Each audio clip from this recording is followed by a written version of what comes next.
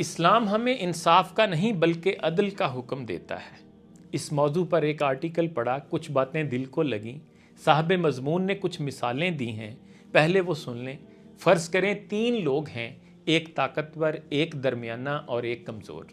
آپ تینوں کو 10-10 اینٹیں اٹھانے کو کہیں تو یہ انصاف ہو سکتا ہے کیونکہ برابر دیا گیا، لیکن طاقتور کو 15، درمیانے کو 10 اور کمزور کو 5 اینٹیں دی جائیں تو یہ عدل ہے، یعنی ہر ایک کو اس کی طاقت اور استطاعت کے مطابق ذمہ داری ملی۔ دوسری مثال دیکھیں، 3 طلبہ ہیں، ایک اندھا، ایک ذہین اور ایک جسمانی معذور۔ اگر آپ تینوں کو ایک جیسے سوالات والا پرچہ دیں تو بظاہر یہ انصاف ہے، لیکن عدل یہ ہے کہ ہر طالب علم کا پرچہ اس کی استعداد کے مطابق ہو، یعنی اس کی صلاحیتوں کے مطابق ہو۔ 3 افراد آپ کے پاس آتے ہیں، ایک بچہ، ایک بیمار اور ایک صحت مند بالغ۔ آپ کے پاس 3 روٹیاں ہیں، 3 دودھ کے پیک ہیں اور 3 جوس ہیں۔ اگر آپ تینوں کو ایک ایک چیز دیں تو بظاہر یہ انصاف، لیکن اصل میں ناانصافی ہے۔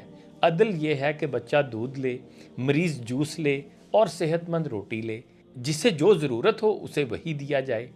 پاکستان میں ایک رکشے والے کو 2000 روپے کا جرمانہ کیا جائے اور مرسڈیز والے کو بھی اتنا ہی، تو یہ ایک زاویے سے انصاف ہو سکتا ہے، لیکن در حقیقت یہ بھی ناانصافی ہے۔ رکشے والا راشن کاٹ کر جرمانہ بھرے گا اور مرسڈیز والا جیب سے نوٹ نکال کر، یہ کہاں کا انصاف ہے؟ یہاں عدل ہوتا تو جرمانہ آمدنی کے مطابق ہوتا۔ فن لینڈ میں واقعی ایسا ہوتا ہے، جرمانے آمدنی کے حساب سے دیے جاتے ہیں۔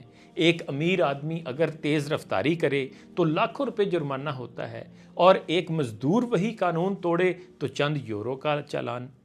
یہی عدل ہے، سب پر قانون ایک ہو، مگر جزا و سزا ان کی حیثیت کے مطابق ہو۔ ہم سب کو ایک جیسا پرچہ دیتے ہیں، ایک جیسا قانون، ایک جیسا جرمانہ، اور پھر حیران ہوتے ہیں کہ یہ معاشرہ ظالم کیوں بن گیا۔